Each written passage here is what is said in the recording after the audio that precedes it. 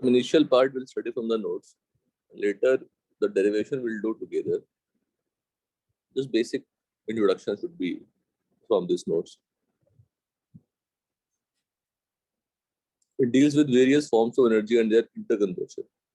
It helps to understand feasibility and extent of process. Extent of process and feasibility we already know. Delta G is less than 0 at constant pressure and temperature.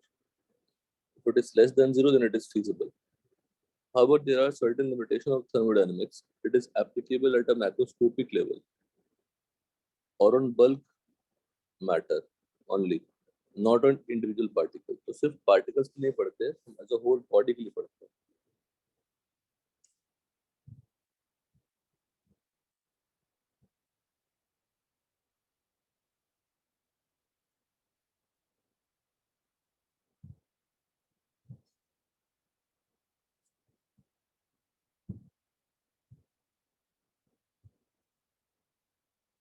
तो demerit हो गए,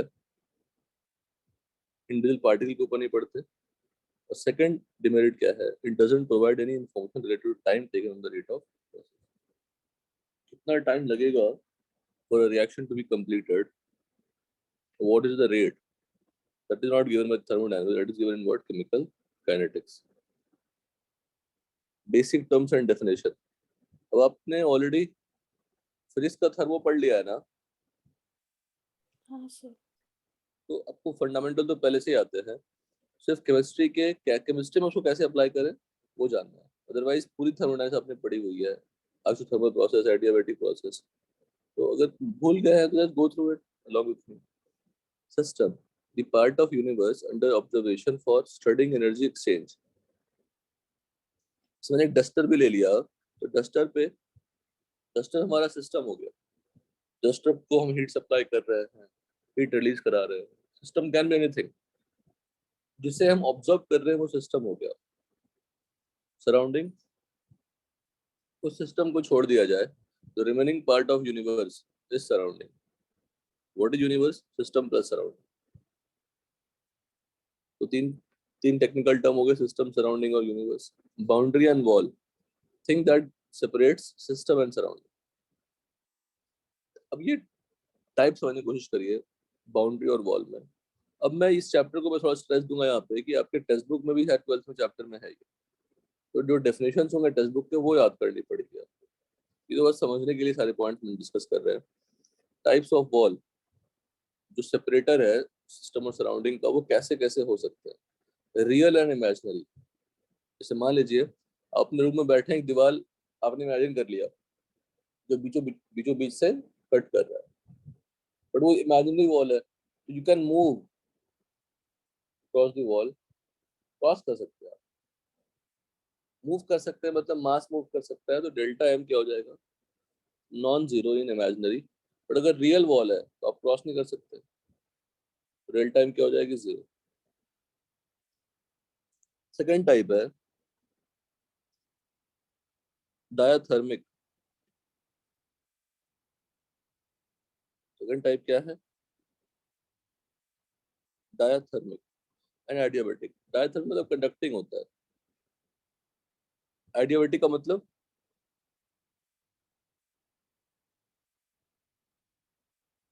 isolated होता है. तो heat transfer नहीं होगी, मास तो transfer नहीं ही होगा बिकॉज वो वॉल है, रियल वॉल है, और हीट भी ट्रांसफर नहीं होगा. बट डायथर्मिक में क्या होगा? It can be exchanged through that wall. Q heat change है, Q heat given to system है minus Q heat lost by system. Symbol को लिखते हैं.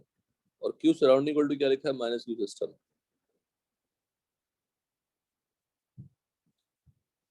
सिस्टम को जितना हीट मिलेगी वो कौन रिलीज करेगा? सराउंडिंग रिलीज करेगा. There are only two entities when you study a system. There are only two entities, one system and other is what? Surrounding. If surrounding is releasing energy, that will be absorbed by what? System. And system is releasing energy, that will be absorbed by what? Surrounding. And vice versa. Next type is rigid and flexible. If rigid and flexible means what? It is a real wall, but if it is moving, the wall is moving, then it is increasing the volume of the system. If it is not moving, the volume is not increasing. So the volume change will be 0 if it is rigid. Work done का formula होता है जो बाद में लोग पढ़ेंगे, minus P external delta we. Delta we अगर 0 हो गया, W 0 हो गया, तो प्रेशर वॉल्यूम वर्क का जो फॉर्मूला था minus P external delta V वो 0 हो गया. Pressure volume work, PV work और mechanical work will be 0 if delta V equal to 0. Flexible में डेल्टा वी नॉन 0. इतने टाइप हो गए हैं. इसी जगह पे आपने 2-3 चीजें सीख ली. क्यू को हीट चेंज कहते हैं या हीट एक्सचेंज कहते हैं.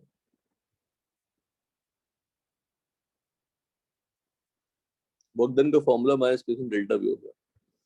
और types of system, open, closed, isolated. आप अपने नोटबुक में सिर्फ टेक्निकल टर्म का नाम लिखेंगे. जैसे अगर मैं एक डिस्कशन फाइल ओपन कर लूं,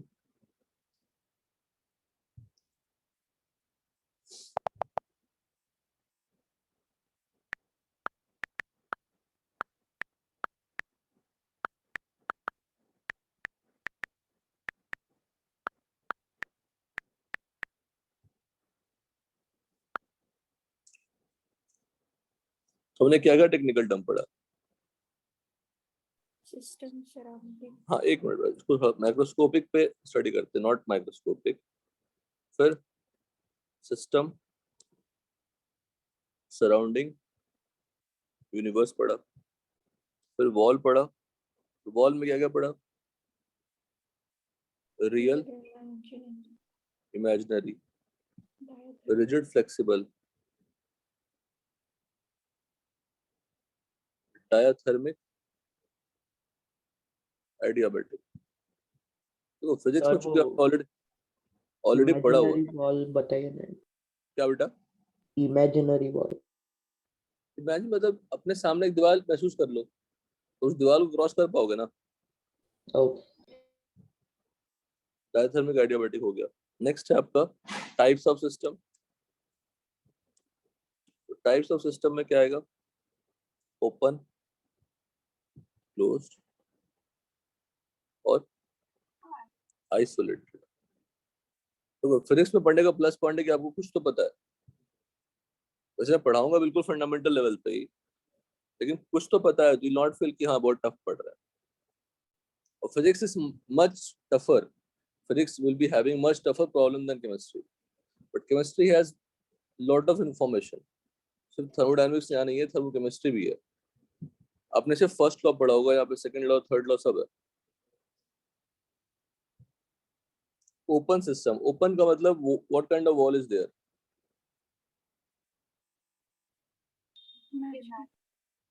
बोलो. ओपन सिस्टम है. इमेजिनरी, क्योंकि मास कैन एक्सचेंज, तो डेल्टा एम 0. क्यों? तो मास जब एक्सचेंज हो जाएगा तो एनर्जी तो एक्सचेंज हो ही सकती है. Close system, what kind of wall is there? Real. तो क्लोज सिस्टम में रियल तो वॉल है, साथ साथ में डायथर्मिक भी है. Got it? तो रियल में डेल्टा एम 0, बट अगर डायथर्मिक बन जाए तो क्यू नॉन 0. आइसोलेटेड में it is real as well as adiabatic. सब पढ़ा होगा नहीं? बताओ पहले आप लोगों ने. पढ़ा ही होगा. एडियाबैटिक, ठीक है ना बेटा. ओपन सिस्टम में कैसा वॉल है? Imaginary. Universe as a whole is isolated system. Super statement. अब इससे बड़ा कुछ नहीं है. Everything is what is present in the universe. Universe किसी से एक्सचेंज करेगा क्या हीट? नहीं करेगा. यूनिवर्स के अंदर दो पार्ट एग्जिस्ट कर सकते हैं, एक्सचेंज कर सकते हैं, बट यूनिवर्स तो नहीं कर पाएगा, because universe as a whole कुछ उसके बाद कुछ बचती ही नहीं है. यूनिवर्स किसी के साथ एक्सचेंज नहीं करेगा, तो यूनिवर्स में कैसा वॉल हो गया? रियल वॉल हो गया, एडियाबैटिक वॉल हो गई. Any doubt in this? Universe में क्या हो गया? Isolated system. यूनिवर्स में क्यू क्या ले लेंगे? 0 ले लेंगे. Delta will be 0. State of system बिल्कुल प्यार से पढ़िए और ये सब फंडामेंटल चीजें दिमाग में सेट हो जाएगी। चार thermo is a big chapter, बहुत सारे डेरिवेशंस है, but again based on very fundamental points, और न्यूमेरिकल बहुत आसान आते हैं केमिस्ट्री लेवल पे। फिजिक्स में क्या कर सकते हैं कि थर्मो के साथ साथ वो मैग्नेटिज्म डाल देंगे, इलेक्ट्रोस्टैट डाल देंगे, स्प्रिंग डाल देंगे, कुछ भी डाल देंगे थर्मो में। तो कोई भी चैप्टर में फिजिक्स में कुछ भी डाल सकते हैं। केमिस्ट्री में उतना हार्श नहीं होते लोग, लेकिन थोड़ा लेंथी होता है टॉपिक, तो we should know the information, that's it. You know, state of system, सबको टेक्निकल टर्म याद हो गए सारे। स्टेट ऑफ सिस्टम में क्या है? Condition in which system is present. एक सिस्टम किस कंडीशन में प्रेजेंट है, that is state of system. इसको डिफाइन कैसे करते हैं? प्रेशर, वॉल्यूम, टेम्परेचर और मोल से। तो ऑब्जर्वेबल प्रॉपर्टीज क्या है? प्रेशर, वॉल्यूम, टेम्परेचर और मोल्स। टाइप्स ऑफ प्रॉपर्टीज अभी आपको ऑलरेडी बताया गया, extensive, intensive. Depends on amount and size, इसको हम ऐड कर सकते हैं। Intensive independent of amount, mole concept में ही पढ़ा दिया था।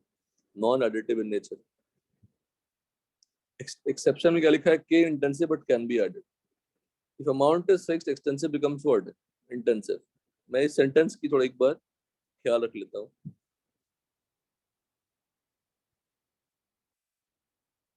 If amount is fixed, extensive becomes intensive. Number of moles क्या है? एक्सटेंसिव या इंटेंसिव? बोलिए। एक्सटेंसिव है, पर number of moles per litre क्या है?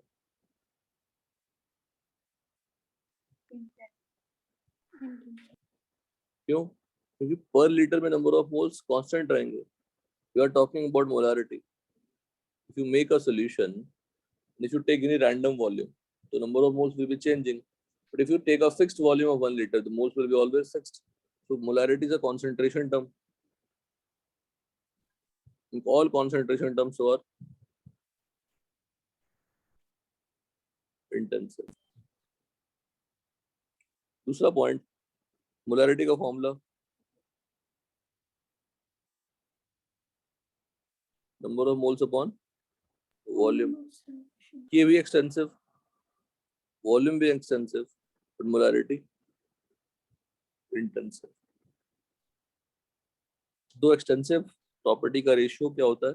इंटेंसिव होता है। सर वो के क्या था? ठीक है, नाम लिखा कंडक्टिविटी होता है, स्पेसिफिक कंडक्टिविटी, जो आपने फिजिक्स में पढ़ा होगा ना, हाँ करंट इलेक्ट्रिसिटी में। वही वो आएंगे, इलेक्ट्रो में लाएंगे, इलेक्ट्रो में उस पर क्वेश्चंस करना होगा। Nature of properties, state function, state variable purely depend on state of system. State variable क्या होती है? जो सिर्फ स्टेट पे डिपेंड करे, इनिशियल स्टेट और फाइनल स्टेट। स्टेट का मतलब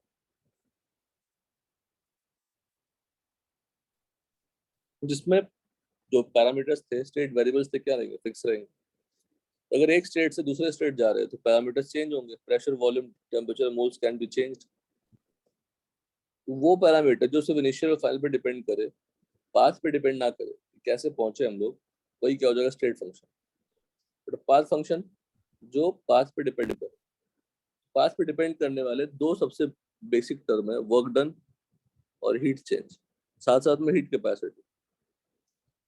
अब गौर करना, वर्क डन को मैंने स्मॉल w लिखा है, हीट चेंज में स्मॉल q लिखा है। स्टेट फंक्शन में जो भी लिखा है सभी क्या दिख रहा है?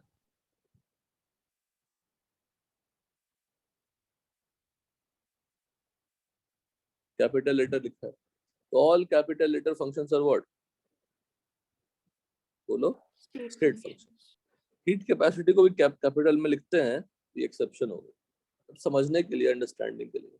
तो प्रेशर, वॉल्यूम, टेम्परेचर, U का मतलब इंटरनल एनर्जी, H का मतलब एंथैल्पी, G का मतलब गिब्स एनर्जी, E का मतलब हेल्महोल्ट्ज एनर्जी, S का मतलब एंट्रोपी, सभी क्या है? State function.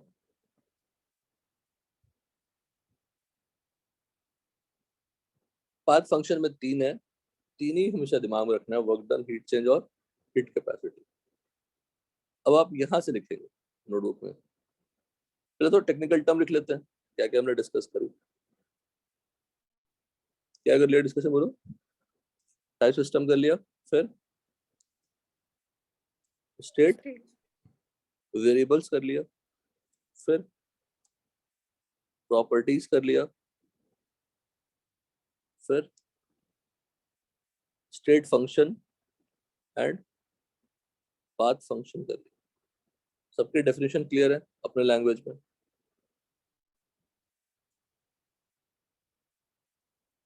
State function, state function exact differential for a state function phi, ये आपने पढ़ा है?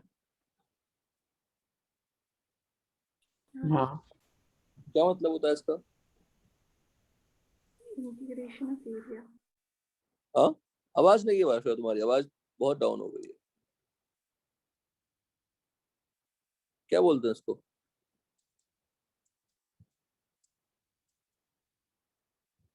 Cyclic integral. ये कहते हैं कि cyclic integral of d phi should be equal to what, zero, but cyclic integral of d f should not be equal to zero. State function के लिए वैलिड है, पाथ फंक्शन के लिए वैलिड नहीं है।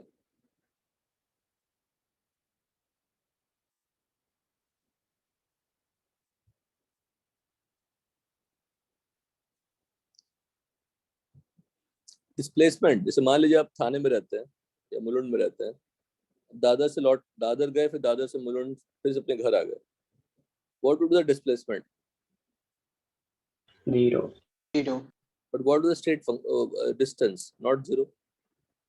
State Yes. फंक्शन क्या function हुआ जो पाथ पे डिपेंड ना करे? उसका एग्जांपल हमने सिंपल सा फिर इसका ले लिया डिस्प्लेसमेंट। पाथ फंक्शन कैसा हुआ जो पाथ पे डिपेंड करे? तो डिस्टेंस कैसा फंक्शन हो गया? पाथ फंक्शन हो गया। आपका प्रेशर मैंने बढ़ा दिया, कैसे बढ़ाया मैटर नहीं करता, तो प्रेशर इनिशियली और फाइनली क्या है वो इम्पोर्टेंट है, वो देखनी पड़ेगी आप। तो छोटे छोटे स्टेप्स में अगर आप एक पोजीशन से दूसरे पोजीशन पे मूव करते हैं, हर एक छोटे छोटे छोटे छोटे छोटे स्टेप्स में अगर आप चेंजेस देख रहे हैं, सभी का समेशन करोगे। इंटीग्रेशन का मतलब क्या होता है? समेशन। तो आपको क्या आएगा? जीरो आएगा फॉर स्टेट फंक्शन, पर पाथ फंक्शन में जीरो नहीं आएगा। ये लिखेंगे अभी नोटबुक पे।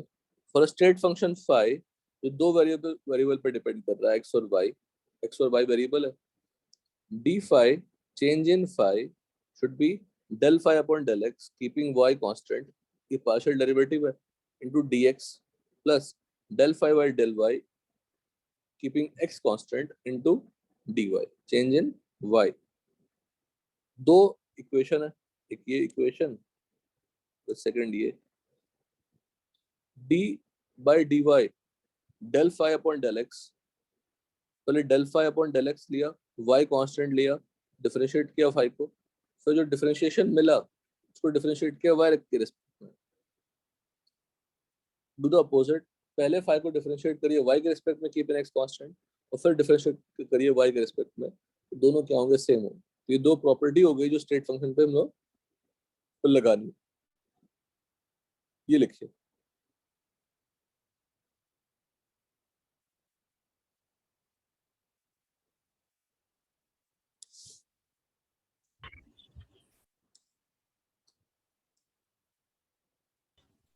और वो सेकंड में दोनों साइड d/dy ही है ना? क्या बेटा?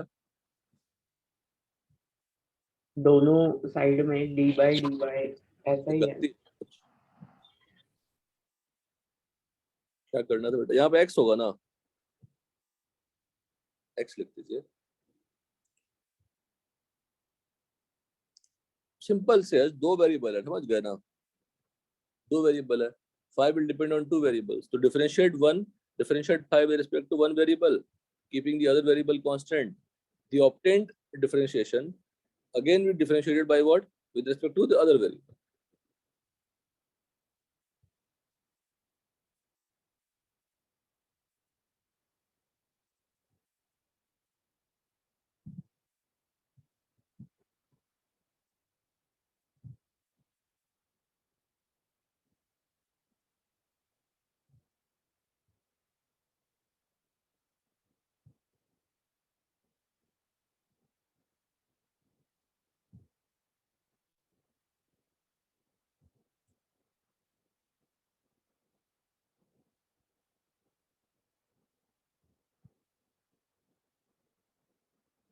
ये सर आता कैसे है क्या बेटा? ये इक्वेशंस? ये आपको पढ़नी पड़ेगी थोड़ा इंटीग्रेशन में. We are going to just use it. इसको ओके प्रूव कर सकते हैं, इक्वेशन से प्रूव कर सकते हैं, कोई बड़ी चीज नहीं है.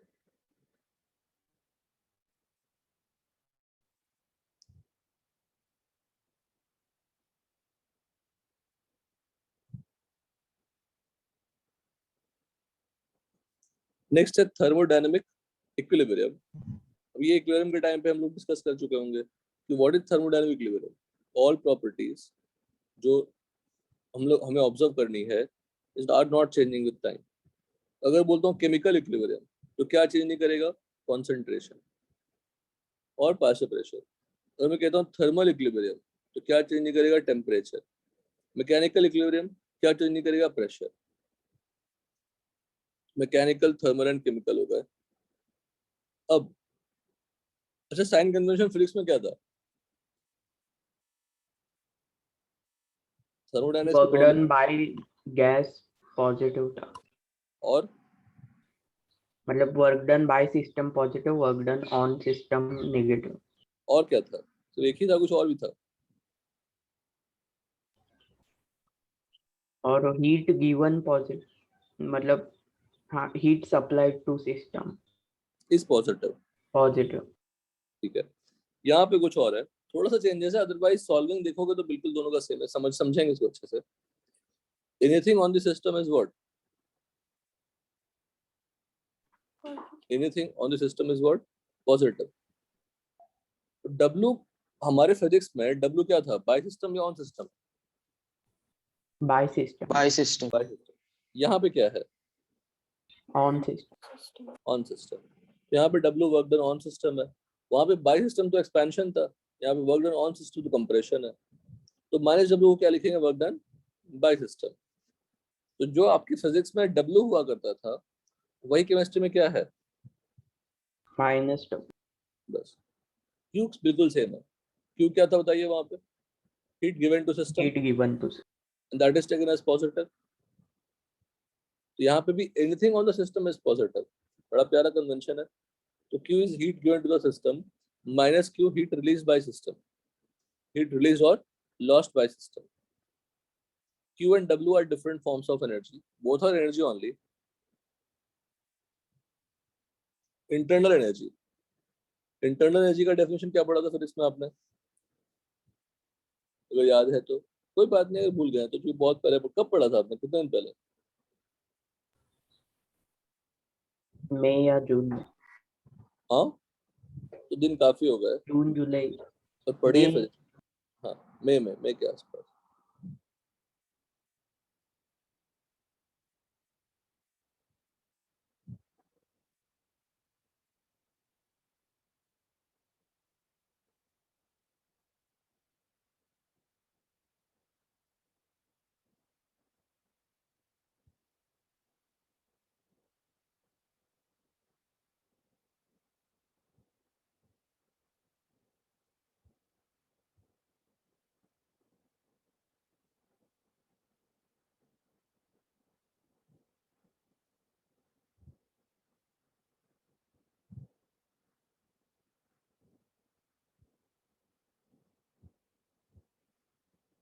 इंटरनल एनर्जी किसी भी ऑब्जेक्ट के अंदर, हमारे आपके अंदर इंटरनल एनर्जी दो टाइप के हमें क्लासिफाई करनी है.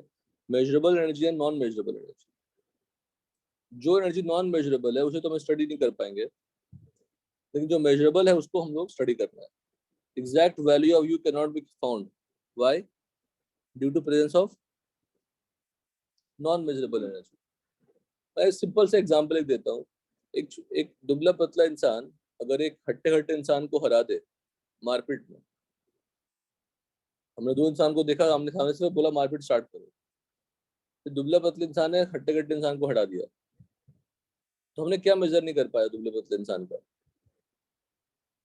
नॉन मेजरेबल एनर्जी मेजर नहीं कर पाए, तो हमें दिख नहीं रहा था. तो मेजरेबल मतलब क्या? वो जो ऑब्जर्व कर पाएंगे, इसको हम चेंज कर सकते हैं.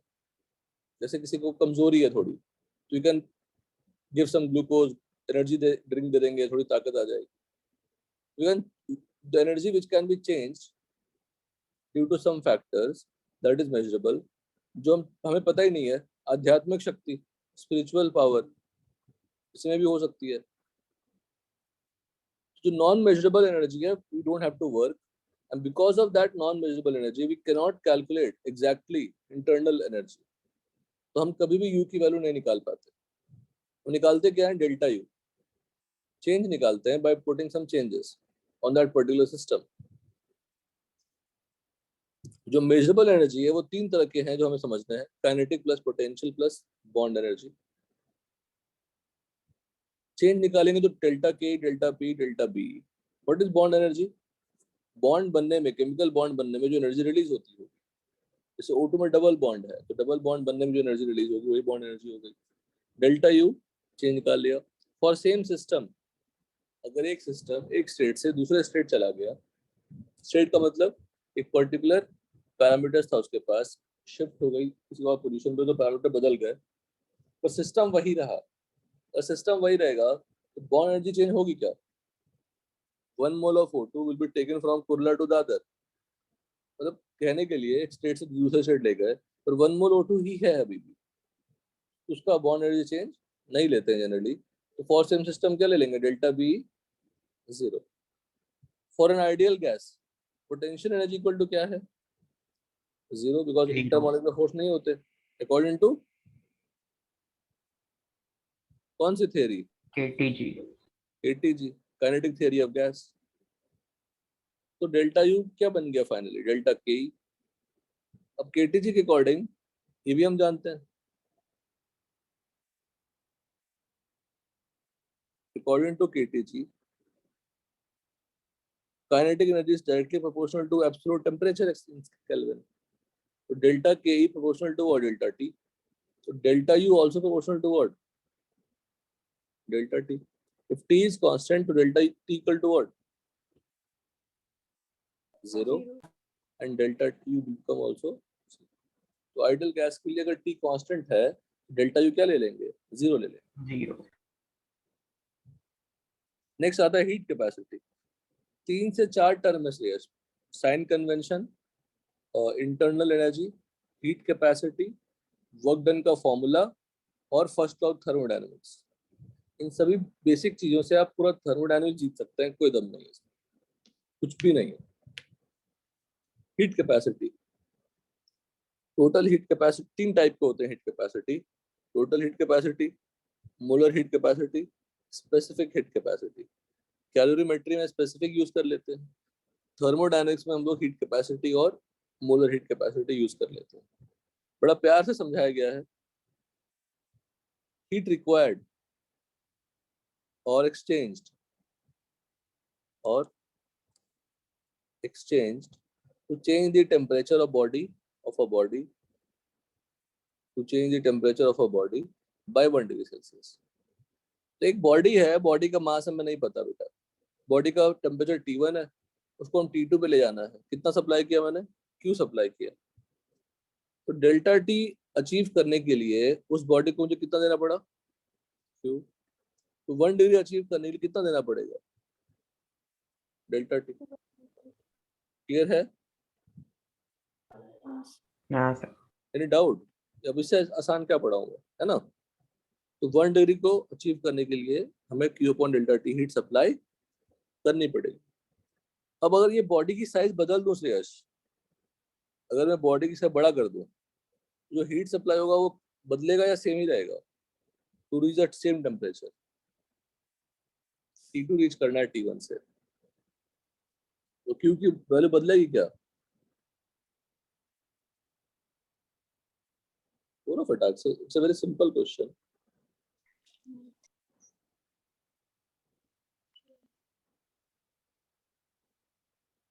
बोलो। हाँ।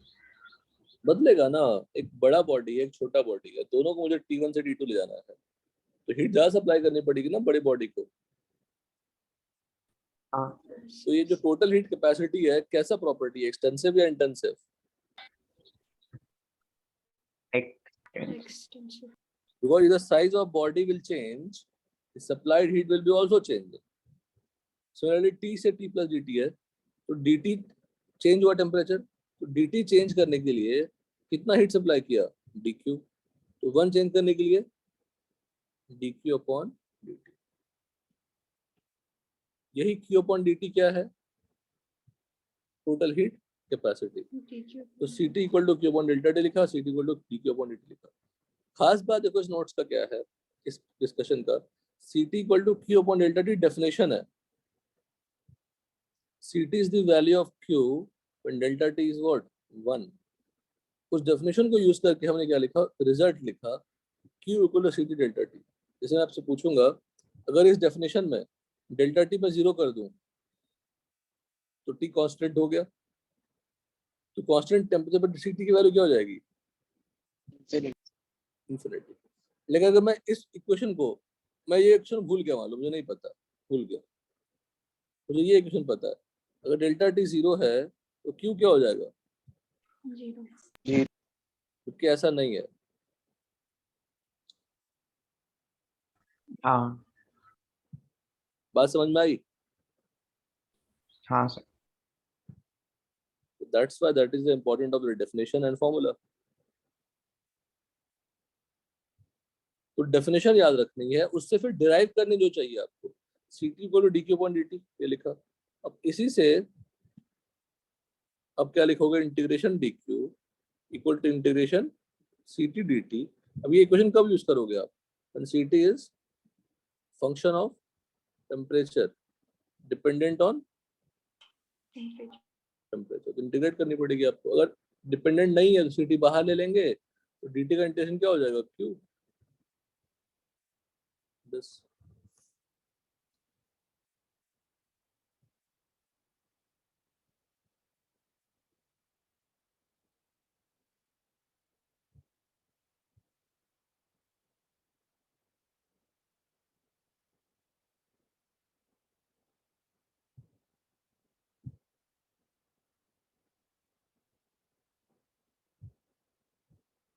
डन।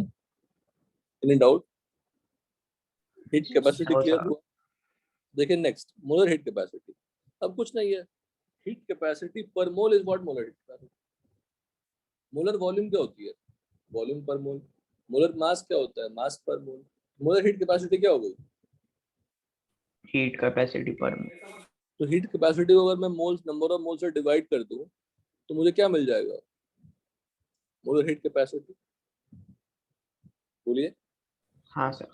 तो ऊपर के डेफिनेशन में क्या चेंजेस करूंगा, the heat required exchange to change the temperature of a 1 mole of a body by what, 1 degree Celsius. Any doubt? 1 mole fix कर दिया तो ये कैसी प्रॉपर्टी हो गई, इंटेंसिव। अब मैं इसी को, अब जो बॉडी लिया मैंने n मोल्स ले लिया, बड़ा प्यार से डायग्राम बना हुआ है। तो n मोल के लिए delta T is what, T2 minus T1। n मोल के लिए डेल्टा टी चेंज करने के लिए Q, तो n मोल के लिए 1 डिग्री चेंज करने के लिए Q अपॉन डेल्टा टी, और 1 मोल के लिए Q upon delta T 1 by upon, बस।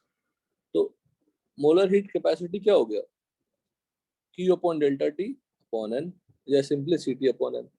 अगर मैं डिफरेंशियल के फॉर्म में लिखूं तो dq upon dt upon n, Q equal to NCM delta t, dq equal to NCM dt। Any doubt? No sir. Specific heat capacity क्या होती है, पर ग्राम, पर यूनिट मास। पर ग्राम में भी यूज करते हैं, पर यूनिट मास कर लेते हैं। स्पेसिफिक हीट कैपेसिटी क्या हो जाएगा, इंटेंसिव। फिजिक्स में आप Q equal to M H delta T use करते हो, कैलोरीमेट्री में। हीट कैपेसिटी लिखिए नोटबुक में, रुको पहले रुको, हमने साइन कन्वेंशन लिखा, साइन कन्वेंशन लिखिए, नहीं। लिखिए जो जरूरत है सॉल्विंग में वो सब लिखेंगे और सब दिमाग में सेट करेंगे, बड़े प्यार से बड़े सिंपल तरीके से पढ़ेंगे, भले ही चैप्टर क्यों ना लेंथी क्यों ना हो। लेंथी सबसे चैप्टर आयनिक ही है।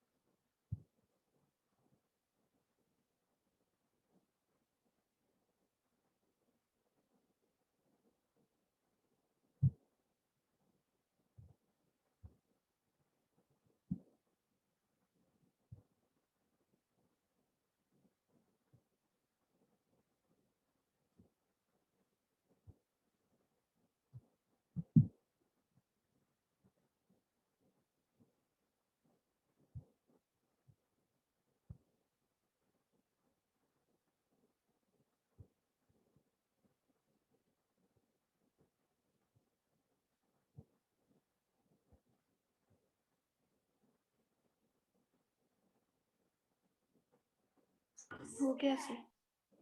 1 minute. हाँ बेटा, आराम से करो, कोई दिक्कत, हड़बड़ाना नहीं।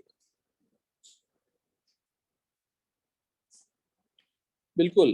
क्या क्या कर लिया? साइन कन्वेंशन कर लिया, इंटरनल एनर्जी पढ़ लिया, हीट कैपेसिटी पढ़ लिया।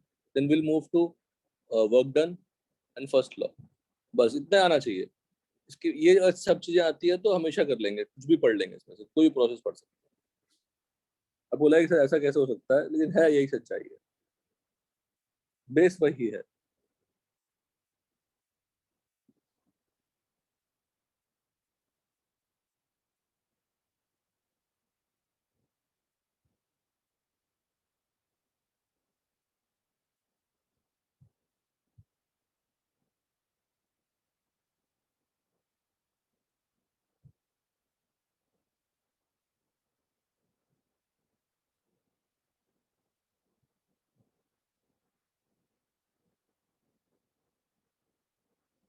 हो गया सर।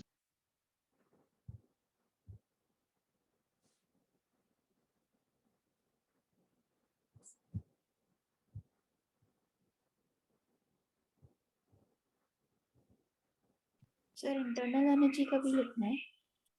लिख लीजिए, लिख लीजिए। मैंने कहा ना, internal energy, work done, heat capacity, first law और बेसिक साइन कन्वेंशन, इसी से गेम चलने वाली है पूरी। अब क्यू भी ले सकते हैं, definitely internal energy and Q दोनों ले सकते हैं।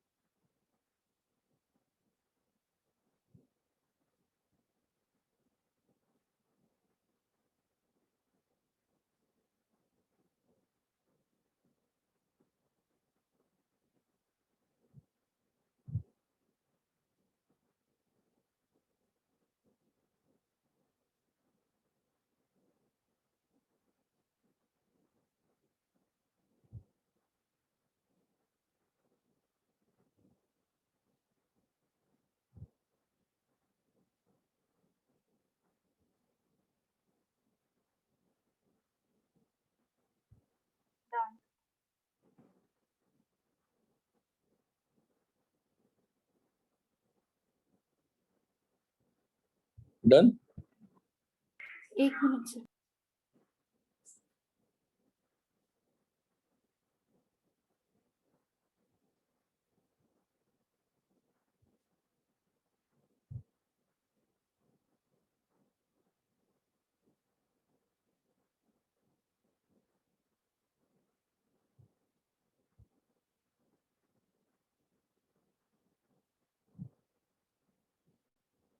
हो गया सर।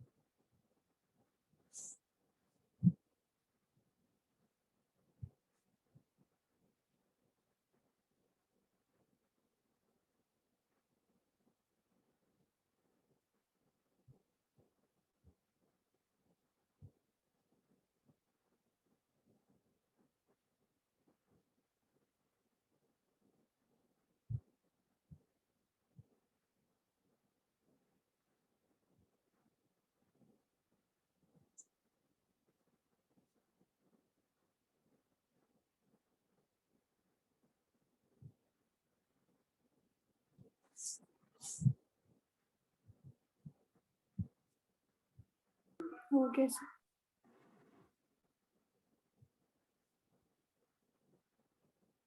ये क्लियर हुआ एनालिसिस, ये वाली? डेल्टा टी चेंज करने के लिए क्यू, वन चेंज करने के लिए क्यू बाई टी। तो वन चेंज करने के लिए क्यू बाई टी है, वही क्या आपका हो जाएगा हीट कैपेसिटी।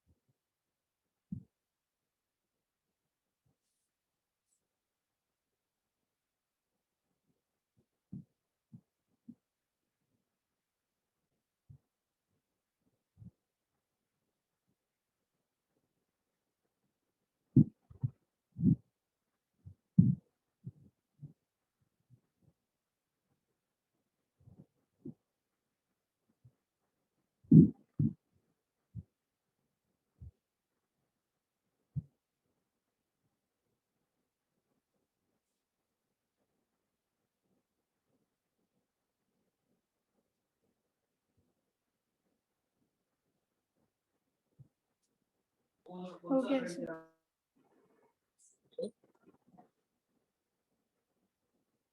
थोड़ा ऊपर कीजिए। हाँ बेटा,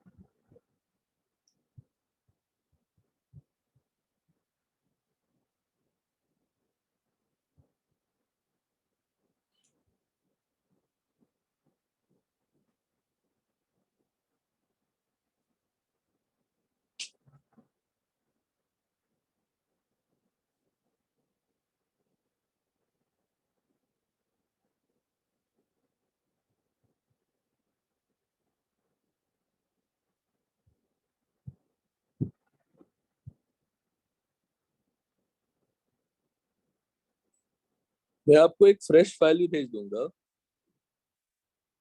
जिसमें कोई एडिटेड कुछ उसमें करेक्शन नहीं की होगी।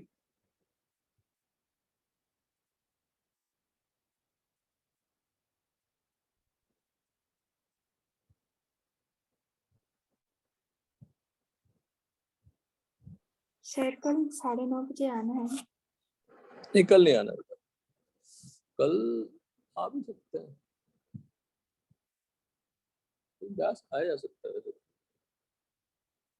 देखते हैं, बता देंगे आपको।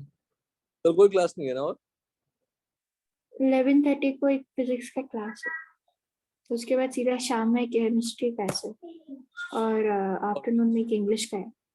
अच्छा, देखते हैं सर, आ जाइएगा 9:30 ना। हाँ, आ जाइएगा क्लास में। Okay sir.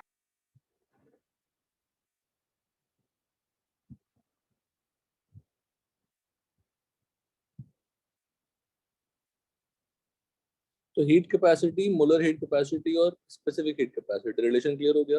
Ct upon n is molar heat capacity, Ct upon m is what? Specific heat capacity. But definition क्या है? Q upon delta T, Q upon n delta T। But formula और क्या बना सकते हैं, result क्या बना सकते हैं? Q equal to Ct delta T।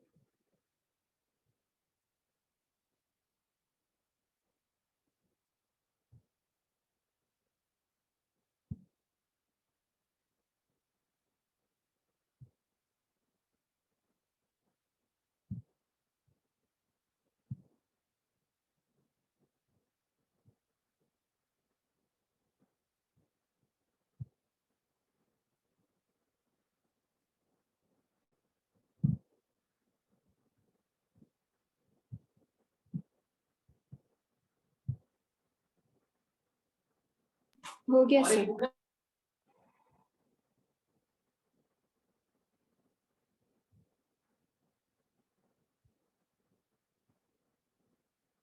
Done sir. हाँ बेटा।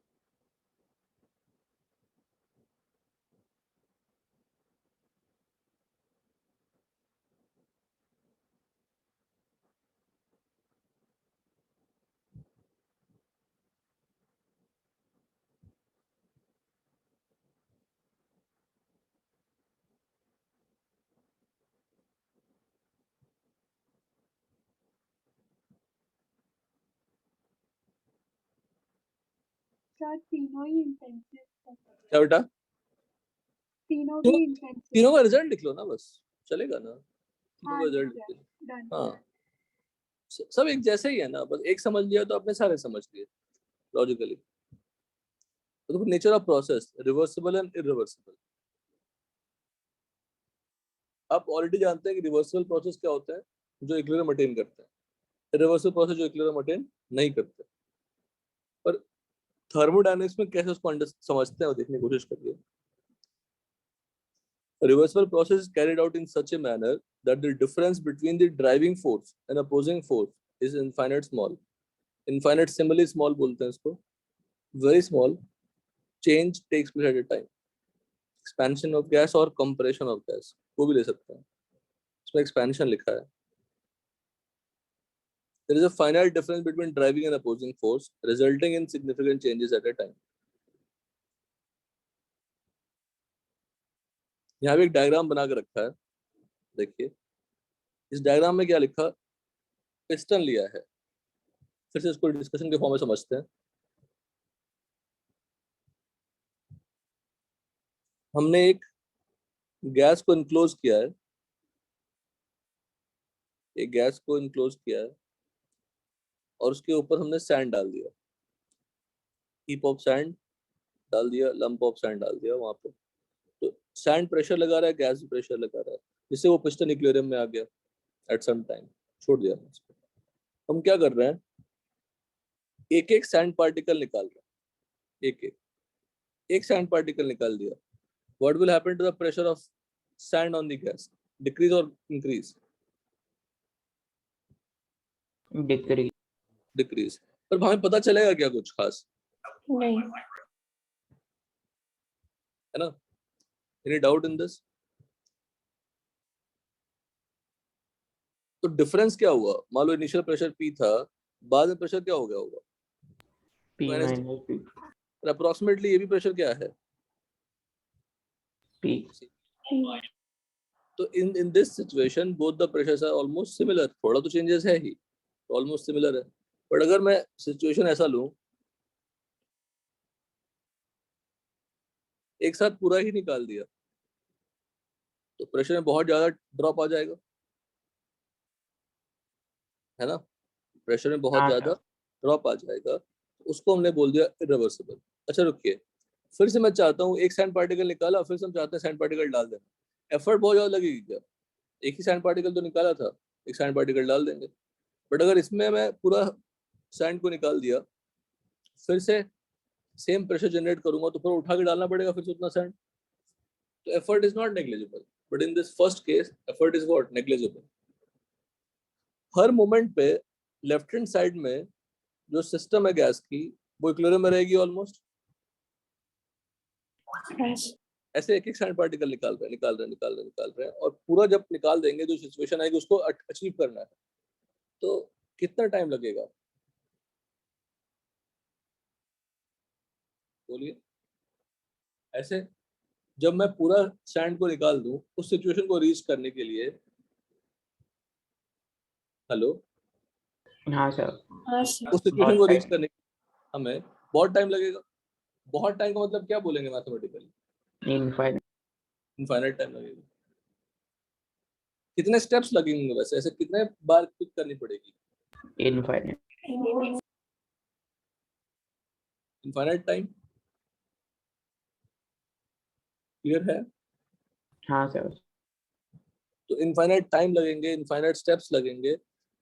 राइट वाले पोजीशन पे फाइनाइट टाइम लगेंगे, फाइनाइट स्टेप्स लगेंगे. चलो एक बार में ना उठाओ, आप वन पार्ट ऑफ सैंड उठा लो एक बार में, फिर वन पार्ट ऑफ सैंड बाद में उठा लेना. तो कितने स्टेप में किया हमने? 2 स्टेप में. तो ये फाइनाइट स्टेप्स हैं, फाइनाइट टाइम है. लेफ्ट हैंड साइड में फाइनाइट नहीं है, infinite number of steps, infinite time है. हर मोमेंट पे जो रिवर्सिबल प्रोसेस है उसमें क्या रहेगी? प्रोसेस इक्विलिब्रियम में रहेगी. लेकिन अगर मैं चेक करूं इरिवर्सिबल वाला पार्ट, अभी मान लो सैंड रखा हुआ है तो इक्विलिब्रियम में है, एक पार्ट सैंड का निकाल दिया तो डिस्टर्ब हो गया, फिर से वो इक्विलिब्रियम में आएगा, बिकॉज दोनों को बैलेंस करेंगे आपस में. तो गैस का प्रेशर चेंज होगा. अगर गैस का प्रेशर चेंज होगा तो गैस की वॉल्यूम भी चेंज होगी ना.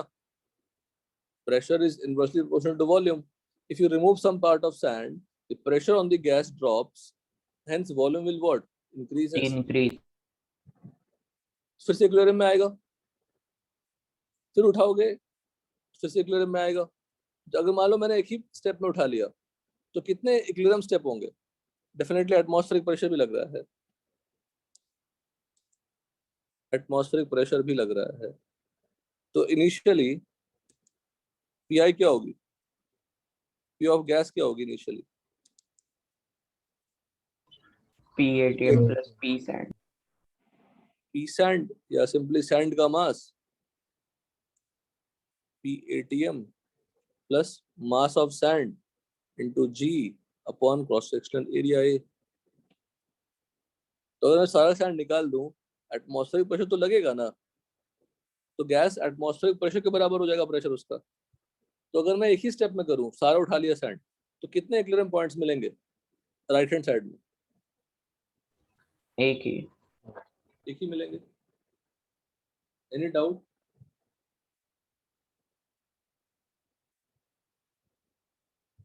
बोलो। No, sir. एक ही कैसे? दो ना, जब वो स्टार्टिंग में था और फिर इक्विलिब्रियम में आ गया। सैंड उठाने के पहले का सिचुएशन, सैंड उठाने के बाद का situation. So there are 2 points जब वो इक्विलिब्रियम में रहेगा। पर इन बिटवीन पॉइंट्स में इक्विलिब्रियम पे रहेगा क्या? नहीं। हमें पता ही नहीं वो पॉइंट, हमने सडनली उठा लिया ना। जैसे मान लीजिए पहले 10 ATM था, हमने सारा सैंड उठा लिया, 1 ATM बन गया। तो 10 से 1 जाने में जो स्टेप्स थे वो तो हमने फॉलो ही नहीं किया ना, सडन किया। सडन चेंज क्या होती है? इरिवर्सिबल। स्लो चेंज क्या होगी? रिवर्सिबल। गैस में एक पार्टिकल उठाया, इक्विलिब्रियम में आया, फिर से एक पार्टिकल उठाया, इक्विलिब्रियम में आया। तो इसमें कितने इक्विलिब्रियम पॉइंट्स होंगे? इनफाइनाइट इक्विलिब्रियम पॉइंट्स होंगे। अच्छा, हमने क्या किया बेटा? इसको 2 स्टेप में किया। एक 1 स्टेप तो बता दिया मैंने आपको, 2 स्टेप में किया। 1 पार्ट ऑफ सैंड उठाया, फिर से रिमेनिंग पार्ट्स ऑफ सैंड उठाया। कितने इक्विलिब्रियम पॉइंट्स हैं? एक स्टार्टिंग वाला और एक बीच वाला और एक फाइनल वाला। नहीं समझे? हाँ सर। बेटा हाफ पार्ट निकाल दिया, सडनली प्रेशर ड्रॉप हो गई, तो गैस फिर से उस प्रेशर को अटेंड करने की कोशिश करेगा, इक्विलिब्रियम में आएगा। फिर से हम पार्ट रिमेनिंग पार्ट उठा दिए, फिर से वो गैस प्रेशर अटेंड करने की कोशिश करेगा जो एटमॉस्फेरिक प्रेशर के इक्वल होगा। तो हमने इक्विलिब्रियम पॉइंट्स आते हैं मैक्सिमम 3 इक्विलिब्रियम पॉइंट्स। नहीं 3 ना, मैंने गलत लिखा। तो 2 स्टेप्स तो 3 इक्विलिब्रियम पॉइंट्स, तो 3 स्टेप्स तो 4। तो number of equilibrium points should be equal to number of steps plus 1। और इन बिटवीन का जो सिचुएशन है वो तो हम इमेजिन नहीं कर सकते, वो सडन चेंज किया हमने। पर लेफ्ट हैंड साइड पे वो चेंज कर सकते, इमेजिन कर सकते हैं। लेफ्ट हैंड वाले सिचुएशन को क्वाजी स्टैटिक प्रोसेस कहते हैं। क्वाजी और कहाँ वर्ड यूज हुआ था? Quasi aromatic. एग्जांपल क्या था उसका? डबल बॉन्ड ओवर, है ना?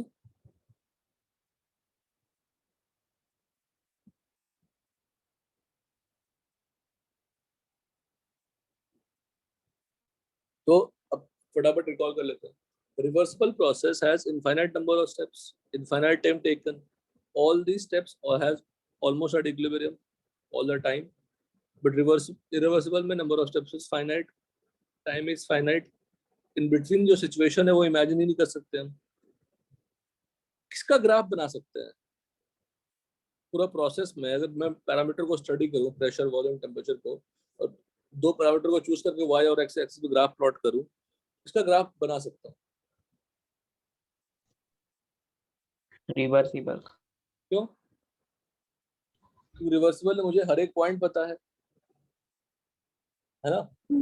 हाँ। रिवर्सिबल में हमें हर एक पॉइंट पता है, पर इरिवर्सिबल में हमें सिर्फ वो इक्विलिब्रियम पॉइंट्स पता है, और पॉइंट तो पता ही नहीं है ना हमें। तो गैस का सिचुएशन हमें सिर्फ 3 ही पॉइंट पता है, मान 2 स्टेप में किया 3 पॉइंट पता है, 3 डॉट लगा दूंगा मैं ग्राफ में। तो पूरा ग्राफ तो नहीं बना सकता, स्ट्रेट लाइन बना सकता हूँ क्या? नहीं। पूरा ग्राफ नहीं बना सकते। क्लियर है? हाँ सर।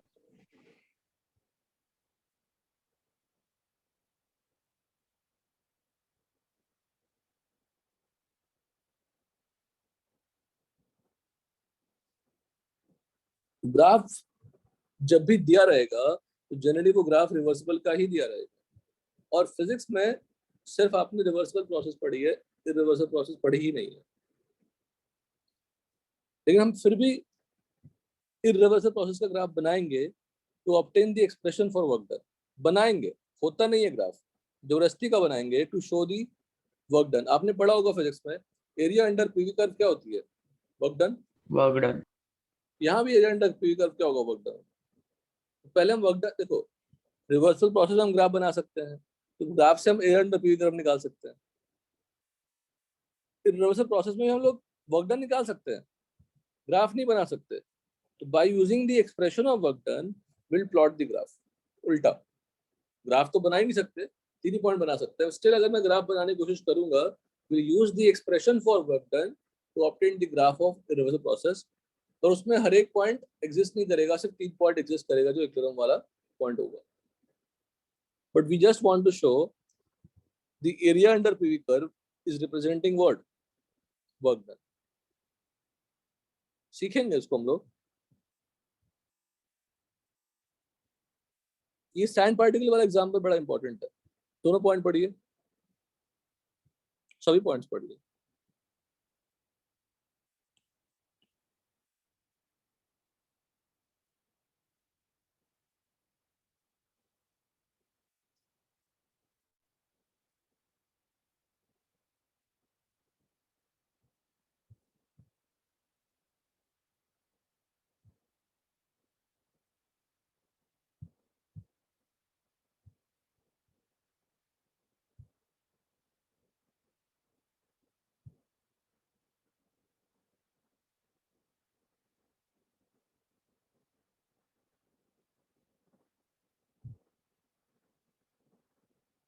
तो थोड़ा ऊपर कीजिए।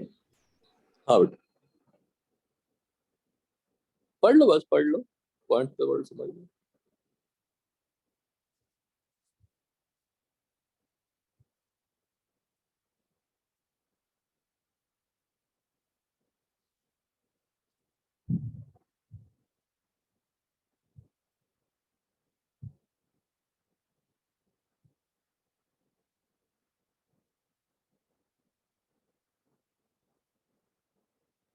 हाँ तो ओके। सारे पॉइंट्स क्लियर है, ठीक है। तो लिखा कैलकुलेशन ऑफ वर्क डन। बहुत सिंपल फिजिक्स लगाई है और कुछ खास लगाया नहीं है। इनिशियल स्टेट क्या है, P ATM plus M G upon A, gas का, इसके अंदर गैस प्रेजेंट है। फाइनल स्टेज क्या होगा, जब सारे सैंड निकाल दिया तो P gas equal to P ATM हो जाएगा, है ना। पहला v1 equal to v, second is v2 equal to question mark. तो p1 v1 equal to p2 v2 से आप निकाल सकते हो।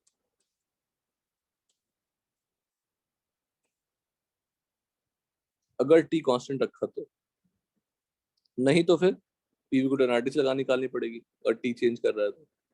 Applying work energy theorem on the piston. अब ये फिजिक्स का थोड़ा सा रिजल्ट है, ये आप जानते हैं already. Net work done should be equal to what, change in kinetic energy. जानते हैं सब लोग। हाँ सर। हाँ sir. There are two things Yes. In work done net, work done external plus work done gas. Gas work done कर रहा है, external force कर रही है। सिंस पिस्टन इज मासलेस, तो हाफ mv स्क्वायर में m क्या हो जाएगा, 0। तो काइनेटिक एनर्जी फाइनल भी 0, काइनेटिक इनिशियल भी 0, डेल्टा के क्या हो गई, 0। मैं डायरेक्टली फॉर्मूला बोल सकता था, पर ये बेटर रिजल्ट है। इससे हम क्या लिखेंगे, 0 equal to W external plus W gas, और W external equal to minus W gas, और W gas equal to minus W external, जो लिखे एक्सटर्नल। वर्क एक्सटर्नल मतलब फोर्स जो हम बाहर से लगा रहे हैं, F external D X equal to P external A into D X equal to P external A D X. क्या हो गया, D X is a change in position of piston. Piston पहले मान लो यहाँ था, ऊपर आ गया पिस्टन, तो एक्स डी एक्स चेंज हो गया। A into D X change in volume, DV लिख दिया। पी एक्सटर्नल क्या है, atmospheric pressure in this case, because हटा दिया तो अब प्रेशर क्या लग रहा है, एक्सटर्नल पी8। ये तो इक्विलिब्रियम में था, जब हमने सैंड हटा दिया तो व्हाट इज एक्सटर्नल प्रेशर, पी8 इन दिस केस। कुछ भी हो सकता है, बट इन दिस केस पी8। तो work done external equal to what, P external DV. Work done gas क्या हो गया, माइनस पी एक्सटर्नल डीवी। देखो अब यहीं पे एक्सप्रेशन देखिए क्या है, आपने फिजिक्स में क्या पढ़ा था? पीडीवी। हाँ वहाँ W work done by system था, पर यहाँ डब्ल्यू क्या है? ऑन द सिस्टम है, work done on the system है। हाँ in case of irreversible process, the external pressure would be constant. In this case, P external equal to P RTM. In this case, जो हमने ऊपर समझाया, and it can be taken out from the integral.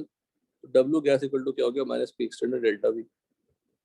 For reversible process, किसी भी moment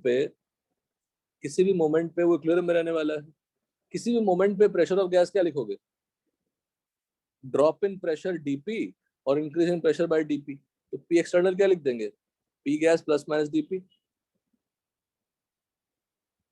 यहाँ तो कोई doubt? No no और P एक्सटर्नल को हम लोग अप्रोक्सीमेटली क्या लिखेंगे? P गैस या P इनसाइड, जो सिस्टम का प्रेशर है। तो वर्क डन का फॉर्मूला क्या हो गया? माइनस PdV, उसको हमने P मान लिया था, तो dW equal to minus PdV हो गया आपका रिवर्सल का फॉर्मूला। दो फॉर्मूले हमने फिर ऐड किया, लिखिए नोटबुक पे। Formula for work done, W gas equal to minus P external delta V for irreversible,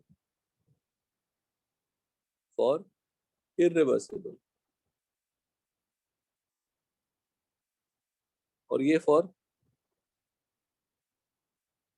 reversible. KVP exam कब है तीर्थ? श्रेयस कब एग्जाम है?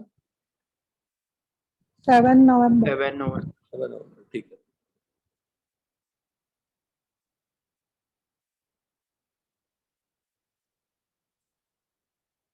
अब एक क्वेश्चन सॉल्विंग टेक्निक देखिए। क्वेश्चन के अंदर जब भी लिखा रहेगा अगेंस्ट कांस्टेंट एक्सटर्नल प्रेशर या against constant pressure,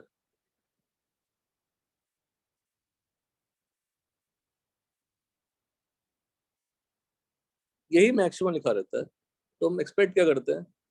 reversal process against constant pressure, external लिखा रहेगा तो ये हो जाएगा आइसोबैरिक प्रोसेस, जब जैसे कांस्टेंट है। तो मैंने अगर लिखा है work done against external pressure या कांस्टेंट एक्सटर्नल प्रेशर, तो फिर दिमाग लगाना ही नहीं है, वो हो जाएगा इरिवर्सिबल प्रोसेस। और उसी क्वेश्चन टफ माने जाते हैं।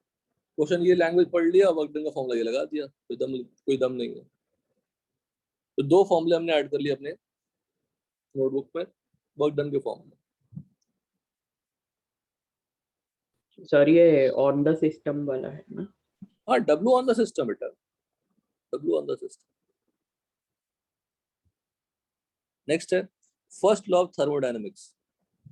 पहले मैं केमिस्ट्री का पढ़ लूंगा, फिर फिजिक्स पे जाऊंगा। लिखिए फर्स्ट लॉ ऑफ थर्मोडायनेमिक्स, फ्लॉट डेल्टा यू इक्वल टू क्या लिखा है? Q प्लस W W क्या है? Work done on system. On system. Q क्या है? Heat given to heat given to system. And delta U क्या है? Change in internal. Change in internal energy. तो change in internal energy can be brought by providing heat to the system or doing work on the system or both. Delta U हमें पाना है, change in internal energy पानी है। कैसे पा सकते हैं? बाय सप्लाइंग हीट और बाय डूइंग वर्क और बाय डूइंग बोथ। तो मैथमेटिकली उसको रीड करना ऐसा सीखेंगे। लेकिन उसका जो स्टैंडर्ड वर्जन है वो क्या है? कि heat energy can not be created, can not be destroyed. Law of conservation of energy. फ्लॉट is nothing but law of conservation of energy. Mathematically जो यूज हो रही है उसी को यूज करेंगे, उस सेंटेंस से कुछ नहीं होता। तो delta U equal to Q plus W लिखिए। लिखा सबने? Delta U equal to Q plus W सबने लिख लिया? हाँ अब अब फिजिक्स में देखो क्या, इसी को चेंजेस करते हैं। जानना जरूरी है कि फिजिक्स इज नॉट डिफरेंट। लोग यही कहते हैं कि फिजिक्स में जो पढ़ा उसको उल्टा कर लो क्वेश्चन। बिल्कुल नॉनसेंस सेंटेंस है। Delta U equal to Q plus W कब पढ़ना है मुझे? केमिस्ट्री। ये क्या है? ऑन। ये क्या है? ऑन।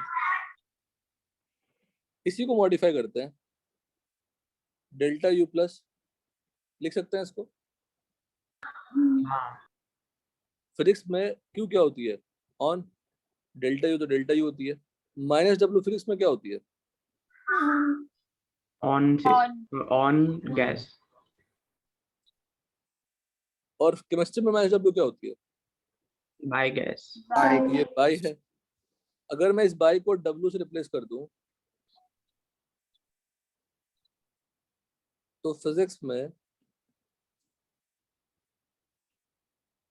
फॉर्मूला क्या हो जाएगा, दिस, क्योंकि माइनस डब्ल्यू बाई है और ये डब्ल्यू बाई है, तो दोनों सेम हो गया ना, नहीं समझे, बोलो। हाँ सर।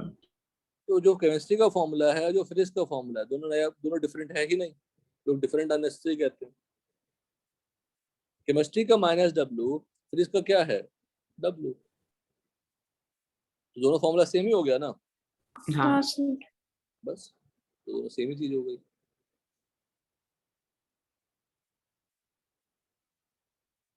डिग्री ऑफ फ्रीडम पता है आप लोग को, फॉर हाँ ideal gas the motion of molecules in contributing degree of freedom, that is independent dimension of motion along with exchange of energy, takes place upon the type of molecule। लेकिन थोड़ा elaborate form में पढ़ते हैं, हो सकता है आपने फिर इसमें मिस किया हो।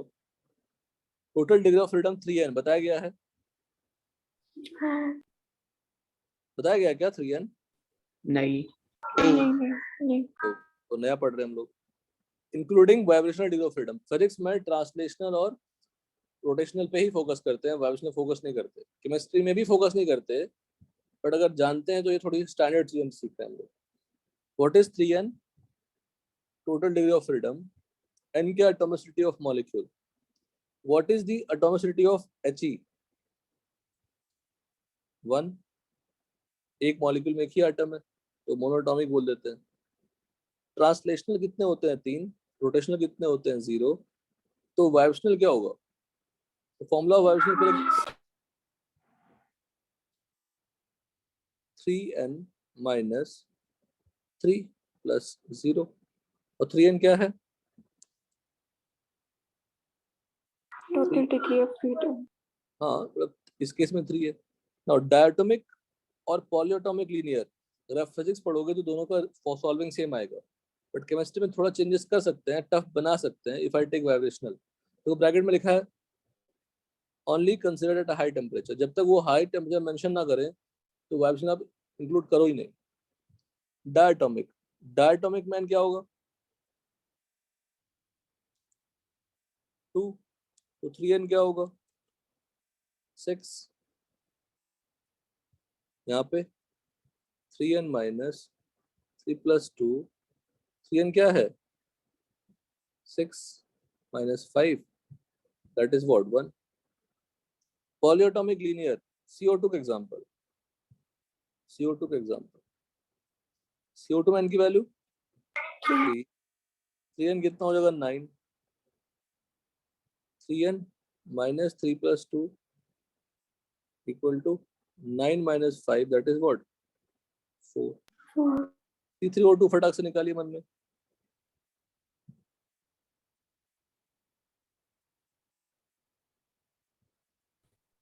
सर हाँ सर, वो फिजिक्स में हमें डायटोमिक के लिए 5 या फिर 7 ऐसा बताया था, मतलब वाइब्रेशन 2 बताया। समझ गया, मैं समझ गया आपका डाउट, क्या फिर से बोलो,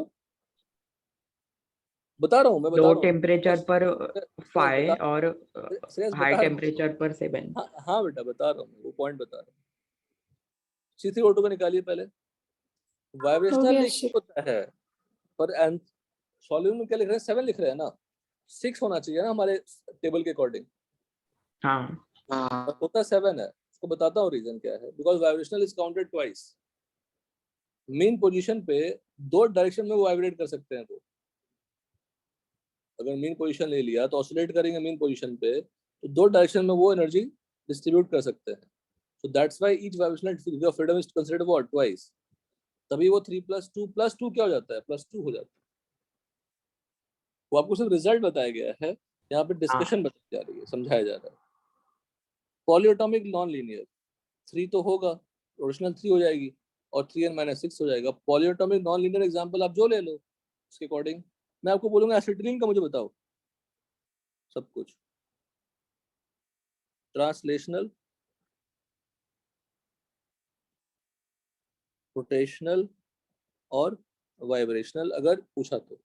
सिर्फ डिग्री ऑफ फ्रीडम पूछ रहा हूँ, उसकी सॉल्विंग में क्या यूज करेंगे वो नहीं पूछ रहा। डिग्री ऑफ फ्रीडम 1 ही है डायटोमिक ऑक्सीजन का, पर यूज करते हैं 2 times because each degree of freedom, each vibrational degree of freedom is counted as 2 times. 3 2 7।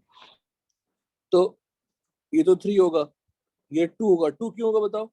Acetylene linear होती है, पॉलीएटॉमिक लीनियर। वाइब्रेशनल क्या हो जाएगा फिर? टोटल कितना होगा? टोटल 12 3 into 4 12, तो 12 minus 3 plus 2 that is 7, but each vibrational degree of freedom will be counted as what? 2 times. If higher temperature is not mentioned, don't consider word vibrational. ठीक है। Excluding vibrational लिखा मैंने, including vibrational लिखा। Clear है? 6 को आप better जो आपने कहा हो उसको मैं लिखता हूँ 5 plus 1, यहाँ पे 5 plus 4, यहाँ पे 5 plus 10, 5 plus 10, 10, और यहाँ पे 5 plus 7, 5 plus 7 is a better option. Your 5 plus 1 will be better option because each vibrational degree of freedom is counted 2 times. ठीक है, वो सब पॉइंट आपको पता है, law of equipotential energy. Each vibrational degree of freedom should be taken as twice. For O2, translation is 3, rotational is 2, vibrational 1, but counted as what? 2 times. तो solving में जब हम कहते हैं कि हर degree of freedom associated with what? Half KT. तो translational कितने हैं? 3 है, तो 3 into हाफ केटी क्या होगा? 3/2 केटी। रोटेशनल क्या होगा? 2 into 1/2 केटी। तो वाइब्रेशनल क्या लिखोगे? Not 1 into 1/2 K T, 2 into 1/2 K T. Clarity है? हाँ सर। तो टोटल डिग्री ऑफ फ्रीडम उतने ही हैं, 6 ही हैं, लेकिन सॉल्विंग के टाइम पे उसको क्या लेते हैं हम लोग? 7 लेते हैं। Average kinetic energy per mole molecule, तो F इंटू क्या होगा? अगर F उसका टोटल डिग्री ऑफ फ्रीडम है, F क्या है? total degree of freedom, total degree of freedom, जिसमें translational, rotational plus 2 into what? vibrational, vibrational. अगर हाई टेम्परेचर नहीं है तो क्या कर लेंगे? Translational plus rotational. Rotation. This is at high temperature, mention रहेगा तो उसको मल्टीप्लाई करेंगे। तो हर degree of freedom will be associated with 1/2 kT per molecule. For ideal gas delta equal to क्या होता है? Delta K proportional to delta T। Average kinetic energy per mole of ideal gas क्या हो गया? Into Na। Per molecule is half kT, तो per mole क्या होगा? Into Na। K into Na क्या हो जाएगा? R। K क्या होती है? Boltzmann constant, R upon Na होता है। एक और मैन आ गया, Boltzmann constant, F/2 RT। Delta KE F into 1/2 R delta T। तो डेल्टा U क्या हो गया for ideal gas? F into R into delta T upon. यहाँ तक क्लियर है? हाँ सर, तो डेल्टा U का फॉर्मूला क्या निकल गया? F into R into delta T upon 2। आप अपने नोटबुक अब यहाँ तक 12 तक अच्छे से पढ़ कर रखेंगे, रिवाइज करके रखिएगा। लास्ट में जो हमने थोड़ा फास्ट किया, नेक्स्ट क्लास में फिर से डिस्कस करूंगा ताकि आपके दिमाग में सेट हो जाए, गलतियां ना करें। आप नहीं आते हैं वाइब्रेशनल डिग्री ऑफ फ्रीडम पर, आए तो आप गलती ना करें। वैसा फिजिक्स में ही नहीं आते तो केमिस्ट्री में क्या आना चाहिए? केमिस्ट्री में तो डिग्री ऑफ फ्रीडम का कोई डिस्कशन ही नहीं है किसी बुक में, केमिस्ट्री के बुक में बेसिकली। तो whatever they are asking from physics point of view only. तो पेज नंबर 12 तक करके रखना, और before the work done calculation from PV graph. प्यारा चैप्टर है, बहुत प्यारा चैप्टर है, कुछ भी दम नहीं है। लगते हैं क्वेश्चन डिफिकल्ट पर दम नहीं है कुछ। चलिए सर कितने बजे कल? चलो भाई 9:30 थैंक यू सर। 9:30 आ जाइएगा ओके। सब लोग। एक मैसेज भी ड्रॉप कर दीजिए, कल की क्लास 9:30 कर लीजिए। हाँ सर। हाँ